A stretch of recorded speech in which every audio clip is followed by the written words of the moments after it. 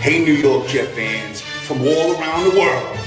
Welcome to Laugh Through the Turbulence, a New York Jets podcast. Laugh Through the Turbulence, a New York Jets podcast. To Laugh Through the Turbulence, a New York Jets podcast. At Laugh Through the Turbulence, John Lovitz here. The show that delivers you all your Jets content. Here are your hosts, John, Adam, and Monty. All the best to the New York Jet fans. J-E-T-S, Jets, Jets, Jets, go Jets. Go Jets. Let's go Jets. Got a huge one. Yeah, Monty couldn't make it today, and Adnan was upset that we didn't do an episode. We did a little quick whatever thing without him. So he's getting his revenge on Monty. Yeah, this is the Adnan revenge episode. So Monty, wait until you hear this one.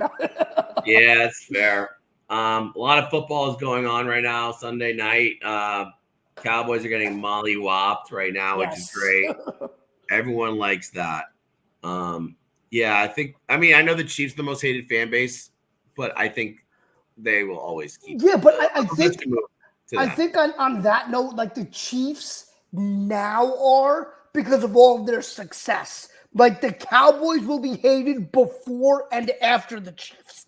Doesn't matter who's on the Cowboys, they're always going to be hated. Yeah. All right. Let's get into it. I'll talk about how awesome my gambling's been today, but okay.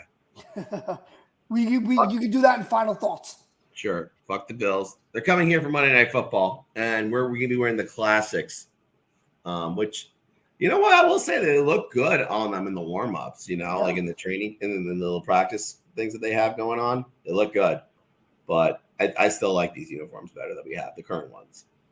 Yeah, well, I think, the ones that they're wearing tomorrow and the current ones are amazing. It's just the most recent ones prior to the change this year were the worst uniforms they've had.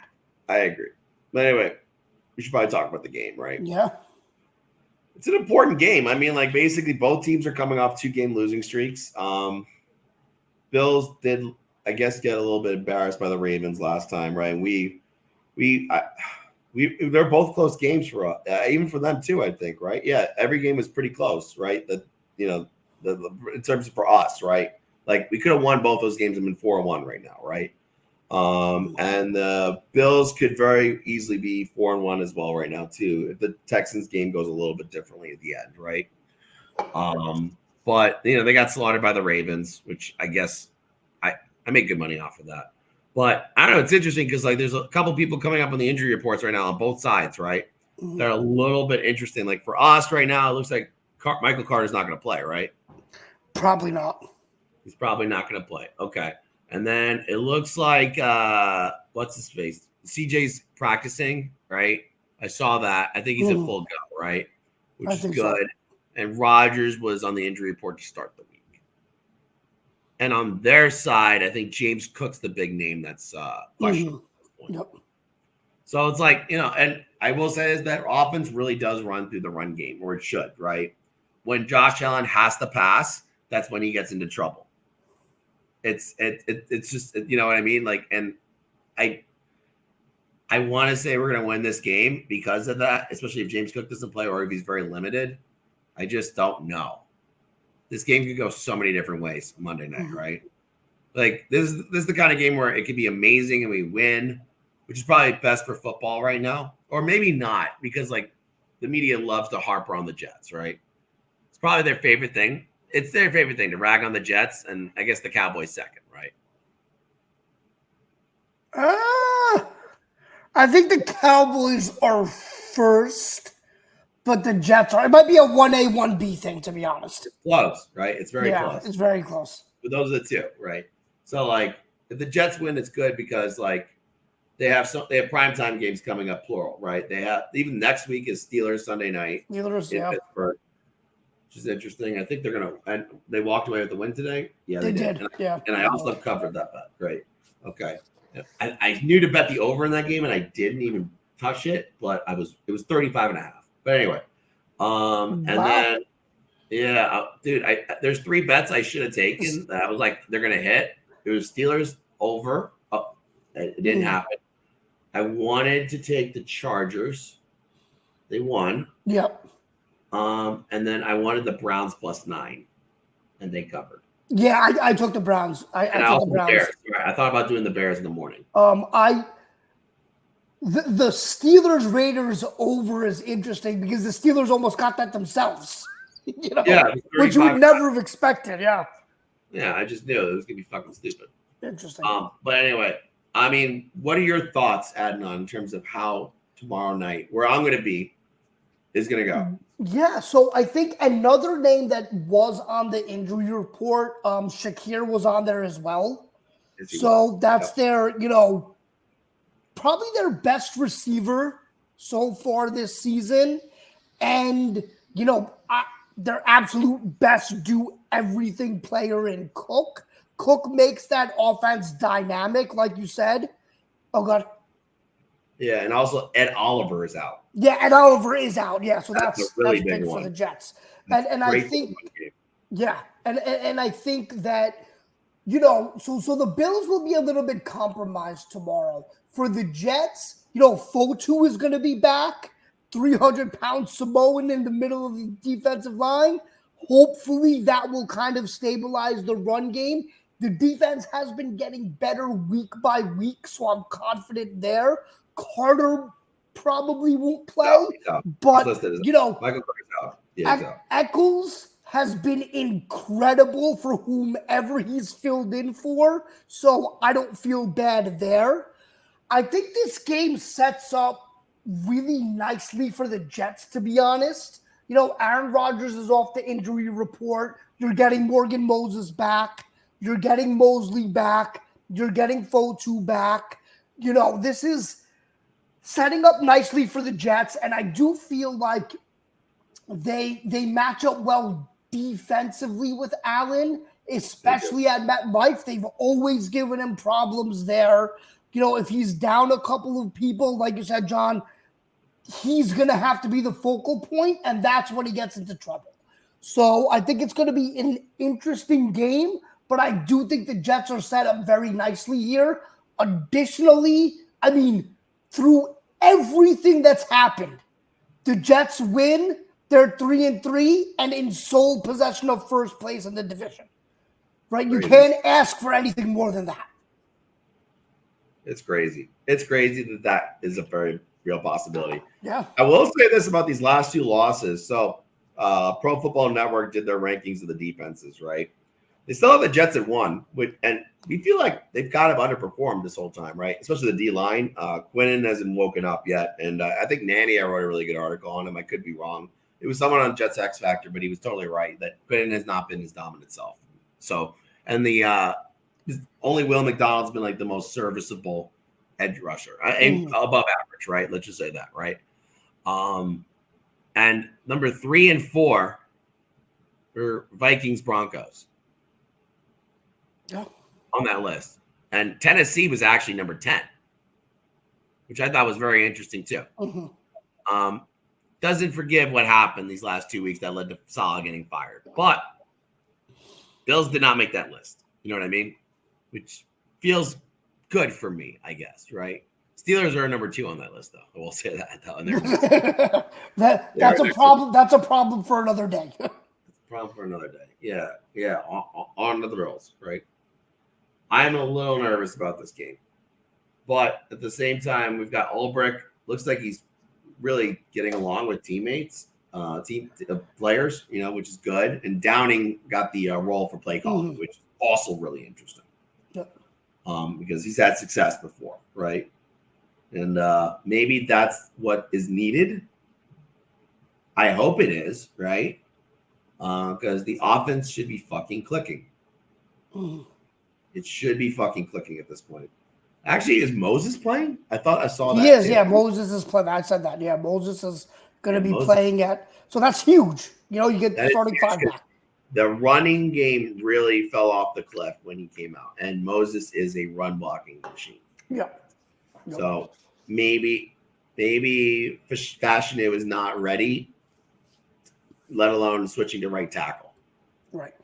Because if you really think about it, right, I don't know, man, it's a different position, totally different position. It's a totally different position. And that's something that I was saying, from the beginning. I get wanting to have him be versatile, but they're two totally different positions.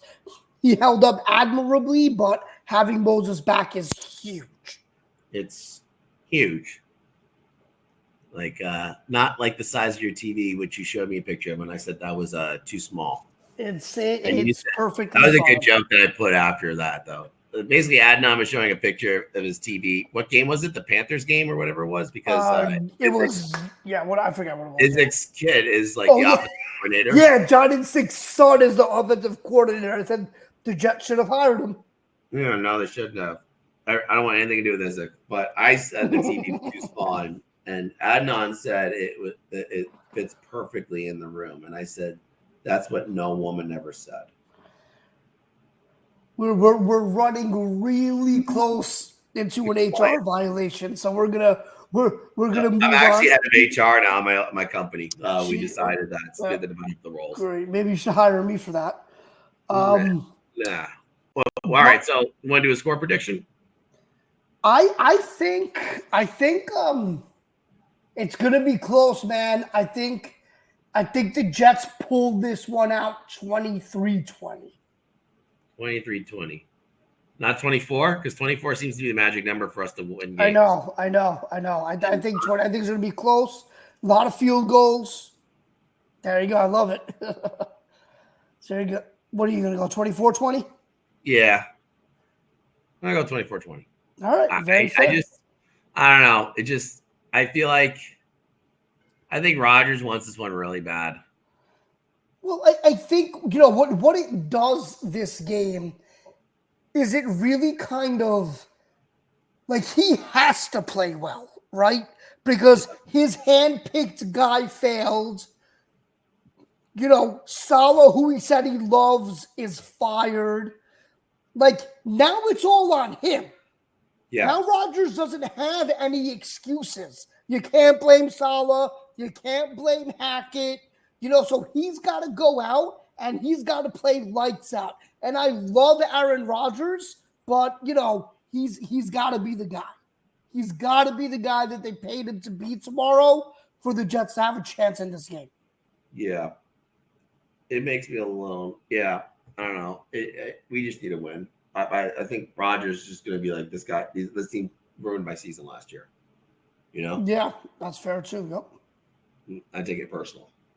Yeah. Yeah, I think he's going to take it personally. Anyway, we're not going to do a full segment on the next thing. We're just going to tease it up, and we're waiting for Monty, our designated, I guess, pay Hassan Reddick guy, right? But he was dropped by his agent.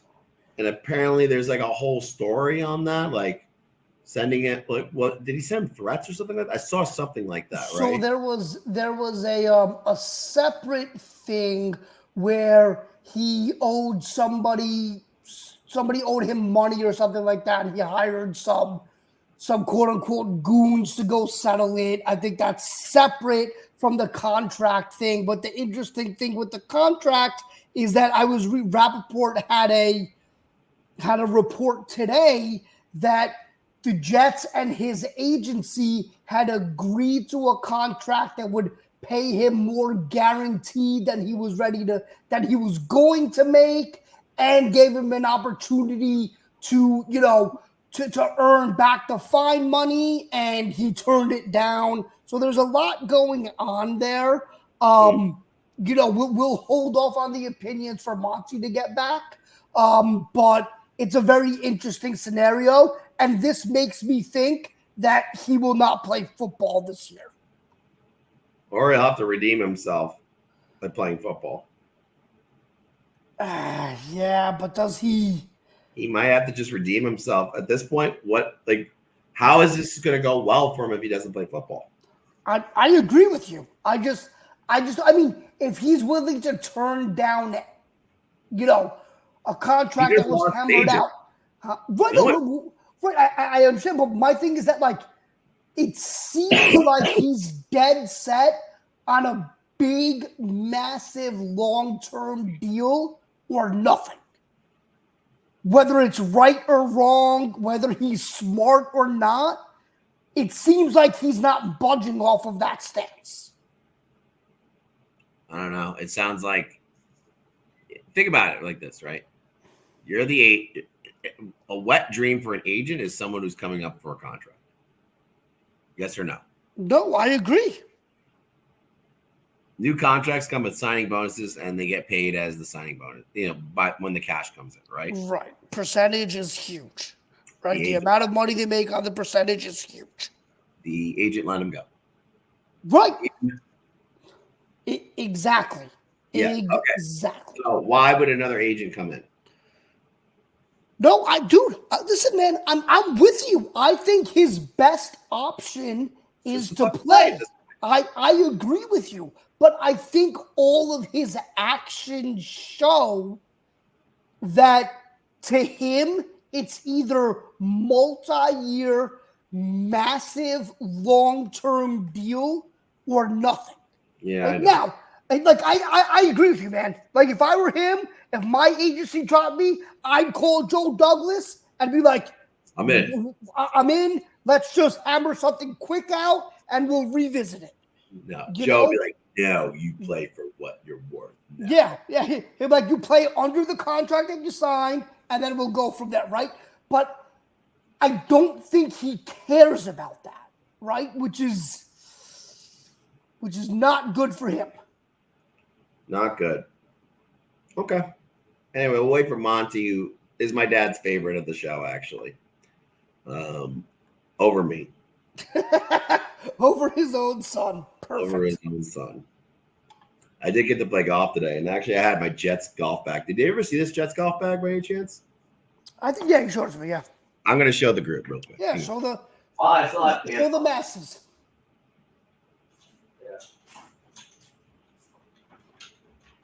There we go.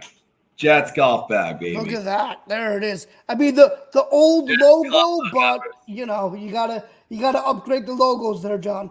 I honestly, dude, I'm sick. This is my secondary set. I have a real set. This is just my city set. I'm thinking about ditching it because literally I was playing with the group yesterday and they wouldn't stop asking me questions about the Jets being Texans fans.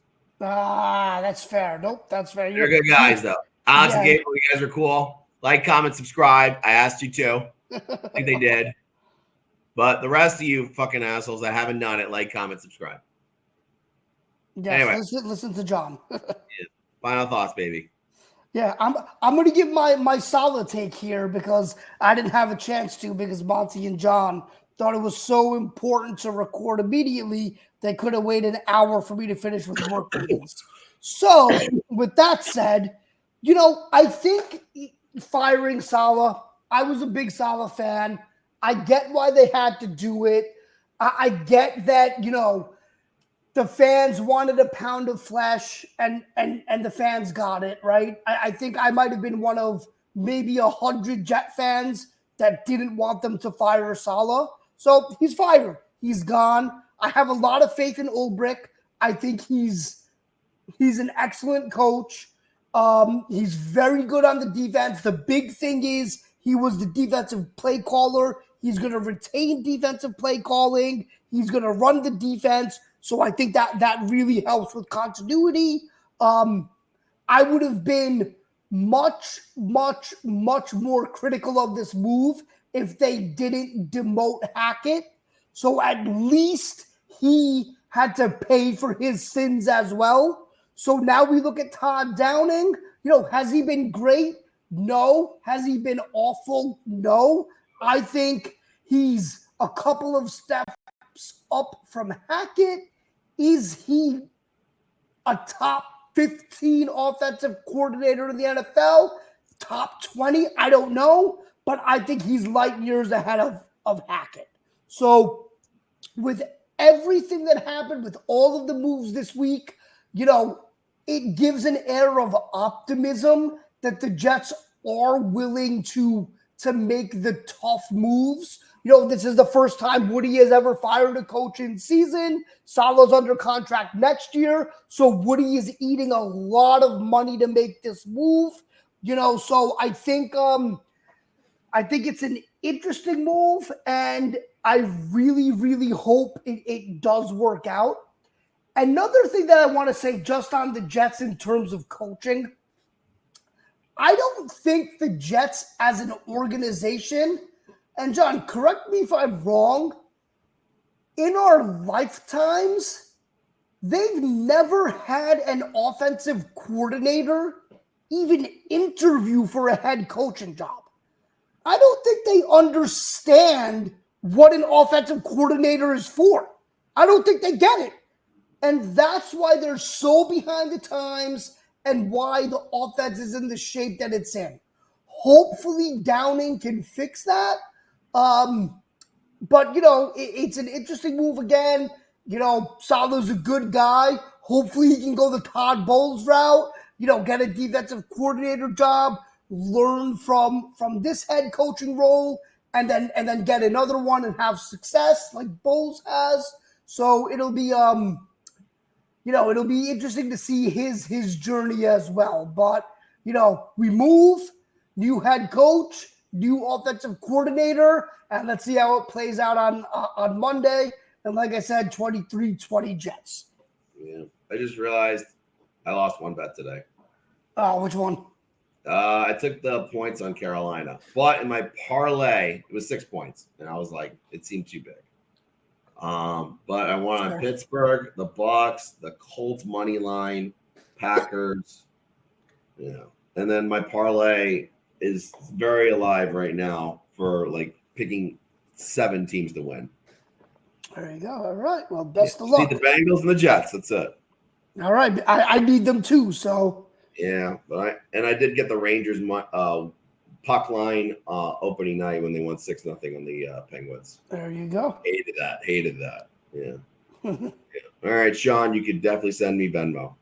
But anyway, it'll be interesting to see what the stadium vibe is going in tomorrow, right?